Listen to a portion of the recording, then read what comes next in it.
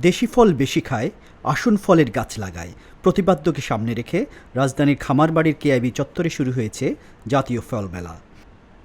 এবারের মেলায় সরকারি বেসরকারি ৭৫টি প্রতিষ্ঠান অংশ নিচ্ছে। বিভিন্ন স্টলে শতাধিক প্রকারের দেশি বিদেশি ফলের পসরা সাজিয়ে বসেছেন বিক্রেতারা। মেলায় স্টল বরাদ্দ পেয়েছেন প্রান্তিক পর্যায়ের ফল চাষিরাও। রাজশাহীর তানোরের শফিকুল তাদের একজন। আমরা গ্যাপ অনুসরণ করে আমগুলো তৈরি করছি।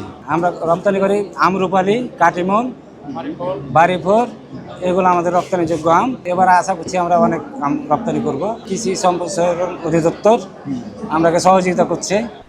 মেলায় বাজারের চেয়ে সাশ্রয়ী দামে মিলছে আমসহ বিভিন্ন ফল। হ্যাঁ, ফল মেলা আইসা আমার অনেক ভালো লাগছে। সব রকম ফলই দেখলাম।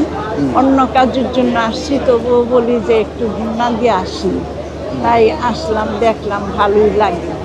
বিদেশি ফলের চেয়ে দেশি ফলই ভালো, খাইতে পারলে কিনতে পারলে অনেক ভালো। দেশি মেলায় বাংলাদেশ কৃষি উন্নয়ন কর্পোরেশনের স্টলে পাওয়া যাচ্ছে প্রতিষ্ঠানটি উদ্ভাবিত মধ্যপ্রাচ্যের বিভিন্ন প্রজাতির খেজুর সহ নানা ধরনের দেশি বিদেশি ফল।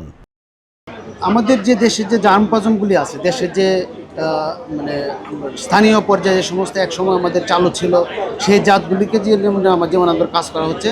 পাশাপাশি আপনারা জানেন যে এখন বিদেশ থেকে বিভিন্ন ধরনের ফলের চারা আমদানি করা হচ্ছে হাই ভ্যালু ক্রপস হিসেবে, যেটা আমাদের বৈদেশিক ফলের যে বৈদেশিক মুদ্রার যে একটা অপচয় হচ্ছে সেটা থেকে দেশকে রক্ষা করার জন্য সেগুলিতে কাজ করা হচ্ছে।